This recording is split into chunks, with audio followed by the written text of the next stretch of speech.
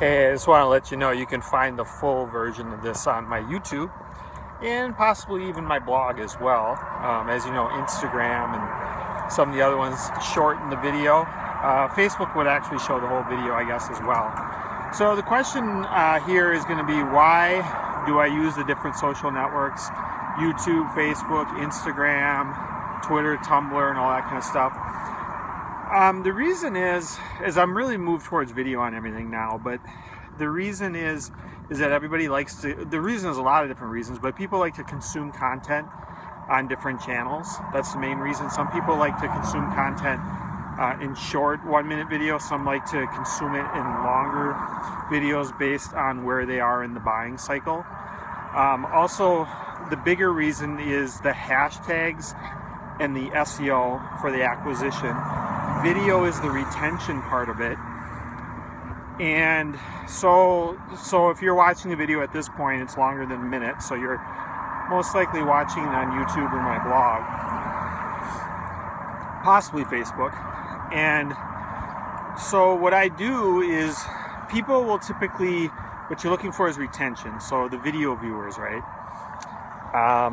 You want them to build a relationship with you through video. There's some time leverage there, so if you can get hundreds of people a day watching your videos, that's pretty good time leverage, and then get to know you. And then the goal is for them to direct message you, talk to you about real estate investing, being part of your real estate network, having other people come and see you. Those are all important things as well.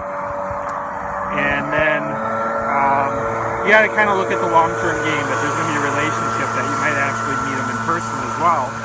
So that's important as well. So that's the retention part of the marketing. Acquisition is all the new leads, right? And you're always going to need that to scale up what you're doing. So to scale your business with the time leverage, you need those, for sure, those two components, right? You need like traffic and leads and subscribers and all that stuff you've heard about, referrals and all that. But a lot of that is all overlap if you look at the social media platforms nowadays.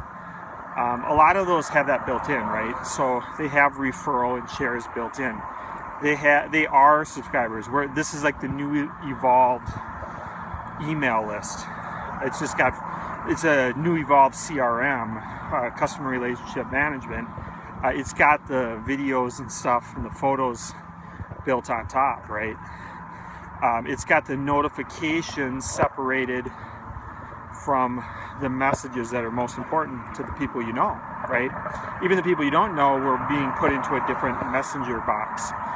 So we've evolved a lot with technology. There's been a lot of disruptions, and keep watching my channel. You'll learn how those technology disruptions are changing our future. From jobs to income towards real estate investing, to how your marketing's being disrupted, different channels, and how everyone's trying to get attention on the different channels to get their message out, build their personal brand.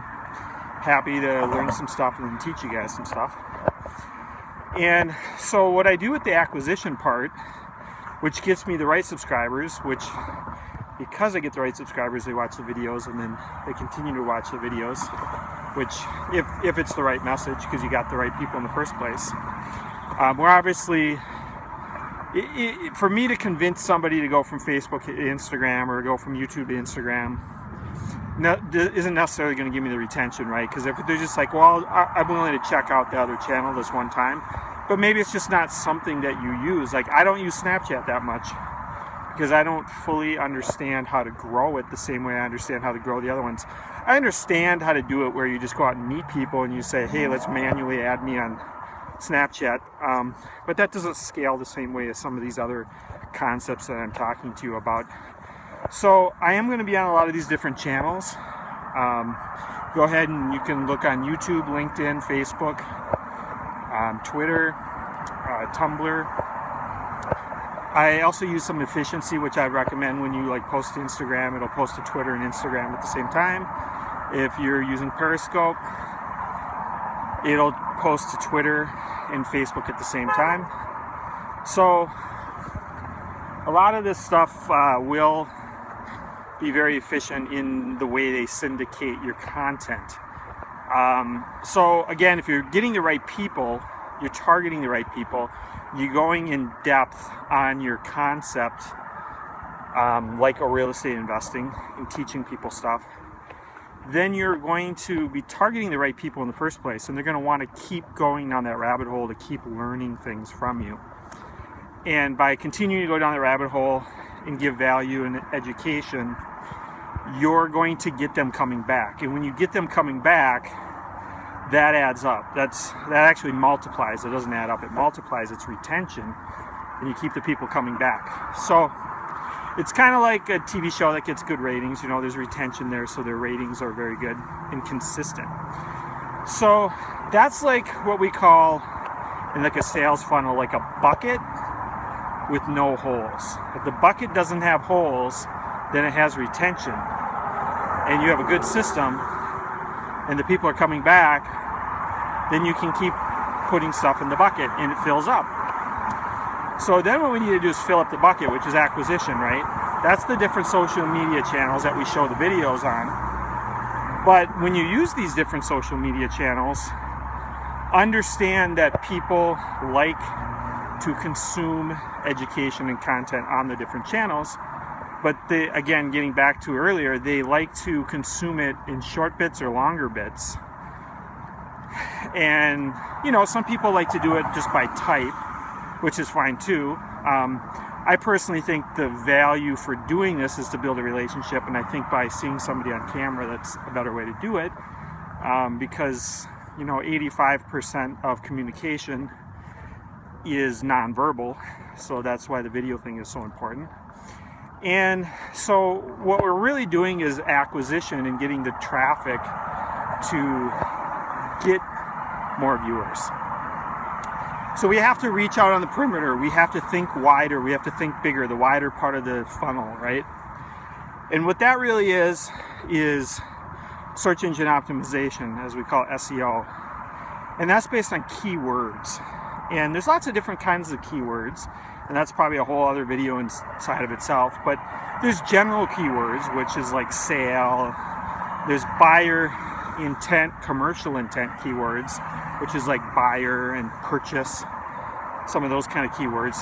Those are people that are going to be a little bit further along in the process, that are looking to maybe compare pricing, they're looking to buy something. So those are really important keywords to use as well. And then there's kind of niche and industry specific keywords, such as real estate investing. I'll start to get some of the right viewers if I use real estate investing in the keywords of my type, and more importantly my headlines, my titles. But then I have to also keep in mind that if I'm going to be meeting a lot of these people in person, and I want to rank probably even easier locally, then I might be putting Minnesota real estate investing. It gives me a better chance, higher probability that I'll meet them in person at some point, because it's a smaller amount of people. The ranking should be easier on the search engines, on the different social media platforms like YouTube and stuff. It should be easier, right? And the probability of people probably seeing more than one of my videos is probably higher. The probability that they get to know me more by watching more of my videos, the probability that I'm positioned in the marketplace where they get to know me a lot more is probably a lot higher. So this very important to use the right keywords. So now each one is a little bit different. So when I say SEO, search engine optimization, long tail is when you're using like 3 or 4 words that are more specific. Those are easier to rank for. That's kind of the low-hanging fruit. And then over time, you'll kind of rank more for the short head of the, what's called the short head, which is more of a 2 keywords, maybe 1 or 2 keywords. So an example of a short head would be like, buy insurance would be pretty short. Buy auto insurance in Maple Grove, Minnesota would be more of a long tail. Easier to rank for. Somebody that would search for that actually knows more what they're looking for, so in some ways it would convert a lot better. Just wouldn't get as much traffic, right? If you're going to do somebody that's just going to put buy insurance in Minnesota, that person might still be in the beginning of the process, might take them months to make a decision. That's where you're going to want to actually have them following up with you on social media. or an email list or so forth, because they're going to need some follow-up, and most of sales these days is all about follow-up, and your competitors are following up if you're not. So again, we're getting back to the acquisition, we're getting back to the keywords, titles on long content, such as YouTube and your blog, are going to be, yeah, that's a good way to put it, I guess. Facebook can take these long videos, YouTube can take long videos, your blog's going to take long videos. So that headline and that title is going to be very important as it gets ranked in the search engines. I've had Facebook posts get ranked pretty well in the search engines. It's a very, you know, Google owns YouTube. Facebook has what's called like a really strong authority, domain authority, or page rank score, and then YouTube does as well. It's owned by Google too. That helps. It's very powerful. Blogs actually rank pretty well, because usually your blogs are pretty consistent with consistent content. It usually stays on a niche topic. So those all rank pretty well. So you want to really make sure your headline got the right keywords in it, and you're consistent over and over with your topic. And then you'll find that you will rank very well for these long tail keywords. And then from there, people will, you'll be on the perimeter, you'll be getting traffic from all these keywords, from all your rankings, from the search engines, Google and so forth, Yahoo, Bing. And as you get that traffic, people are going to watch the video, and then that is hopefully where you give them the value, and then you get that retention, and people are like, cool, this guy had some good valuable stuff to say, and now I'm going to go watch, I'm going to find other content he has, I'm going to do some research, I'm going to look on a blog, I'm going to look on YouTube, I'm going to look at whatever channel I can find him, I'm going to start following him on other channels and listen to what he has to say. So that's kind of where you're getting the acquisition and the retention to work together. Now, a lot of these social media platforms, because there's so much competition, there's so many people doing it, what's really happened is we're more competitive, we're more aware of our time, discerning of our time. So there's a lot of stuff that's being done in 140 characters or 1 minute or less. And so you got to keep aware of that, and it is what it is. So I think you know what I'm talking about. Instagram, 1 minute videos, Twitter, you know, you got a short amount of characters. Even Periscope is connected to Twitter, right? So what you need to understand about some of these other networks, Tumblr as well. Tumblr is really kind of a short form of, moves real fast like a Twitter. And there is a whole culture that uses that. Pinterest would be another example. Pinterest is a lot of photos and stuff, kind of very similar to Instagram. Now, when we're talking about that stuff, that's, it might even be LinkedIn. I haven't really checked it on LinkedIn quite the same, but when you're talking about kind of a short form of content, where you're talking a little bit more about photos, and you're talking about some quick words, some headlines, everything's just a lot quicker. It's moving quicker. It's not really about the long content or the long videos. We're still talking about search engine optimization, but we're talking about, the headlines are still important, but Google doesn't necessarily always rank that stuff because there's just so much to rank. And they don't, I mean, at least in the past, they haven't considered it to be that beneficial, because maybe they don't consider it that much value because it's just a short amount of information, and they'd rather just rank the longer, more in-depth information. So you're looking for that SEO, search engine optimization. You're looking for keywords still. Things haven't changed that much with what I was saying earlier. They're just more about the hashtags and the keywords. Think of hashtags as niches. Think of them as open conversations. On Twitter, it's more of an open conversation. I think they work really well on Instagram. I don't think it works that well on Facebook, but I'm starting to think it's necessary, you know, that you'll need that to continue the acquisition, because I really think Facebook is, unless you're doing paid advertising, it's really built to talk to your friends And you got to keep growing though, right? As I said in one of my earlier videos, if you're watching, is if you had 1.5% acquisition per month for 5.5 years and you didn't add any new people to your real estate network, you'd have 99%, 99%, did I say acquisition? I meant attrition. If you had 1.5% attrition per month for 5.5 years and you didn't add anyone new to your network, just keep meeting new people, then you would actually have a 99% attrition rate over 5.5 years. So if you're just like, I work really hard to keep building my relationships with people in my business niche for 5.5 years, and I'm just really busy talking to all the people I've met, there's a point at which if you're not meeting new people and you're just developing those same relationships, there's a point at which the attrition is 99% and those people just eventually are not in that business anymore. So you may be able to go out still and have beers with them and have fun, you know, getting to know them and stuff, but they're now in different industries a lot of the time. So that's going to be pretty common in a lot of different industries. So it is something to keep in mind. You're going to want to keep your top of the funnel, your online marketing on point as far as keeping out those hashtags and the search engines and headlines, and keep building that up, the acquisition based on attrition in your funnel, in your relationship funnel. So back to hashtags. An example would be when I post on Periscope, I make sure I use hashtags in the title a lot of the times. The title will show up on Facebook when it goes to Facebook. They'll let you do that on Facebook now as of the middle of 2017. They weren't a few weeks ago. Periscope takes up a lot of data. That's something to keep in mind too. I think the fact that I'm doing this on a video first, on my video app, on my phone, and then I'm going to upload it at a place, saves me a heck of a lot of data. So that's something to keep in mind. I mean, we have like 45 on a shared plan of 45 gigs, quite a bit. It'll probably change within a year or two. It'll probably really come a lot more unlimited without throttling. So at this point, I mean, I like the long tail SEO. I really like it for blog. I really like it for, I do like it for YouTube as well. YouTube's pretty competitive. There's a lot of people putting a lot of content up. I think that the Facebook and blog for headlines works really good for SEO. Those are really, really like them for SEO.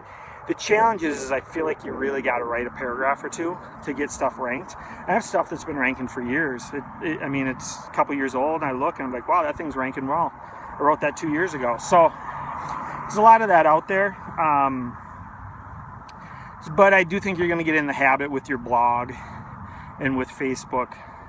I haven't had that happen really with YouTube in my app, because I'm using an app now with YouTube. You have to get used to writing some actual content for those two channels.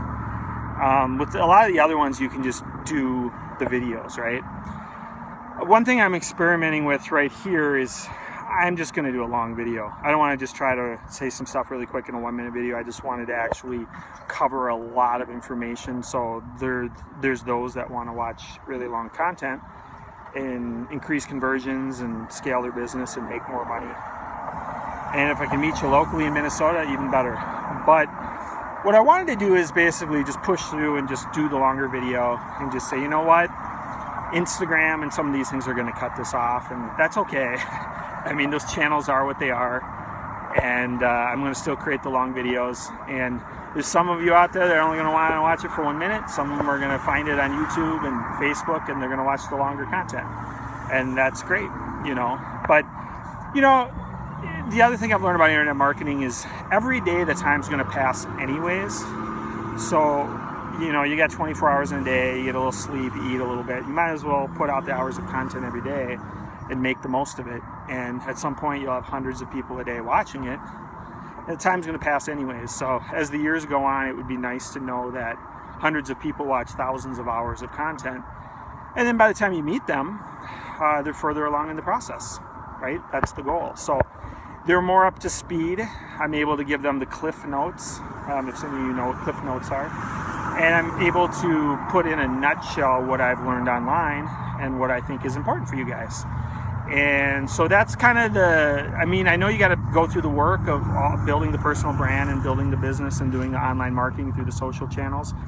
I was just trying to give you a bigger picture of why you're doing it and the strategy of how to do it the most efficient way.